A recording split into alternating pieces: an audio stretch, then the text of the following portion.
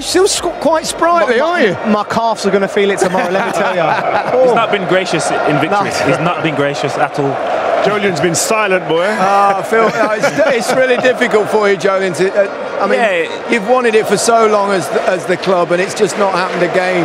Yeah, definitely. As I said, I was looking to speak to some of the hierarchy in recent weeks, and this is the one. This is the one they want. Like domestically, as I said before, it's gone well for the club. They've dominated for years, but this is the one that propels you into that top tier. Yeah, he's been accused of sometimes overthinking Pep Guardiola. Was he guilty of that, do you feel, again tonight?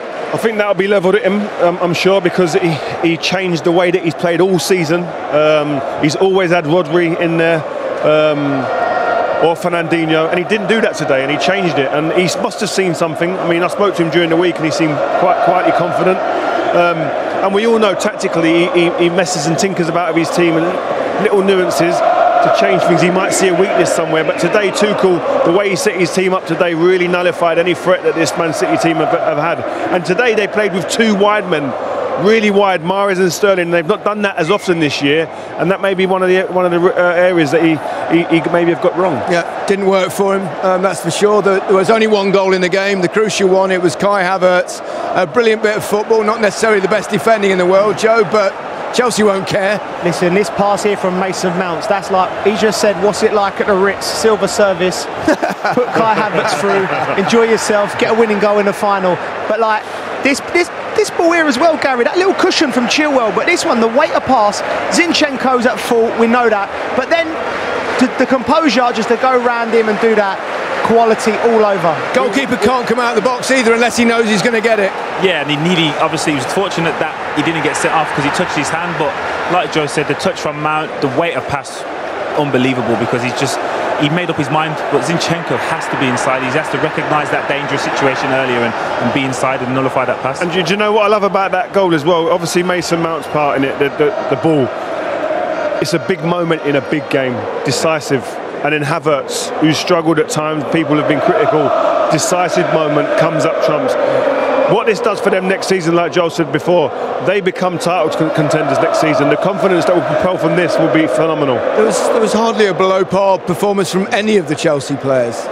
Mendy hardly had a save to make. I can't think of non-existent. anything. The Mahrez shot just over the bar last minute, but they was like what we pointed out at the first half.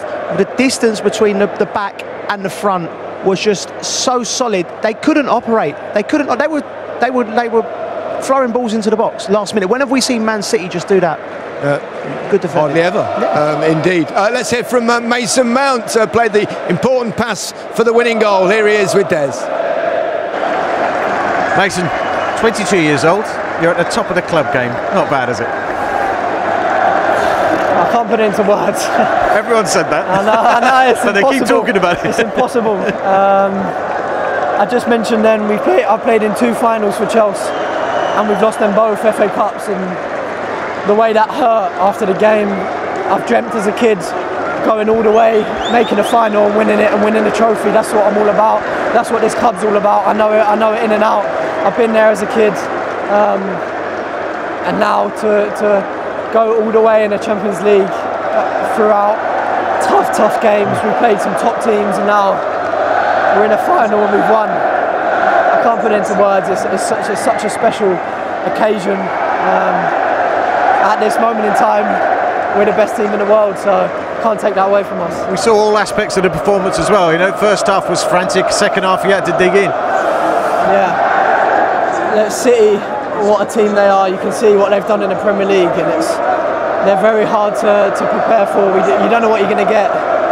They have top players, and it's such a tough game, and we get one goal on the break kind of, and we're defending the whole game. We're giving it our lives, blocks on the line, everything, and we win. So yeah, I don't know what to say. And it's one for the academy, isn't it? Yeah. There's you, there's Reece, it's not just the players. Callum Hudson-Odoi. We've got staff here. Yeah. Joe Edwards has come through. Loads of staff that have come through, and obviously our players. What it means to us, it's unbelievable. My dad's just come down from the stands, and I burst into tears seeing him. It's a long journey to get to this moment here. So for my family, I thank them for everything. they've given me everything, and now these are the rewards. Yeah, and you got a good summer ahead as well. Fingers crossed. I know. Obviously, to be at this moment now, going into the Euros, I know obviously some of the boys from City will be meeting up, and they've given everything just like us. So my celebrations after the game were cut short because I went straight over to them because I know that what they've given, and just go to them and say they deserve to be here because of what they've done this season. They've been one, if not the best team in the world, and definitely in the Premier League, what they've given. So yeah, it's tough for them, and hopefully next season we'll be pushing for the Premier League as well. Outstanding. Thanks a lot. Cheers. Cheers, mate. Because that's been criticised in the past for not being utilised in the right way. Shining lights now. Yeah, and you know, we can wax lyrical about the pass or when he gets on the ball and he twists and turns and all the skills, but there was a moment in the first half where Man City got a little bit of joy and they broke and they got through the lines and he chased back 80 yards to make the tackle. And that's what separates him, I think, from the other players of his ilk. He's the full package at 22. Drive, energy, remarkable. Yes. Yeah, exceptional talent. Again, the pass, we'll all admire that and the touch, but his all-round game, you could see when he came off, he'd give every ounce of energy, and seeing him with his family there and talking how much the importance they've played in this part, it's not just a one-off occasion. There's so much work in years of going to training as an academy player 4 or 5 times a week, and then you get to this stage, and I'm just glad they're able to embrace it and enjoy it, because I was lucky enough to do things in my career, and I never quite enjoyed it as much as I do when I look back. 3 young English talents there. They deserve a rest, a little sit down. Do you know what they should do and what they're doing now, which is right, is enjoying this moment? I've got to be honest, when I look back, I didn't enjoy it as much. Why not? I don't know. You get pulled from pillar to post, interview here and there. I don't know. It was just did.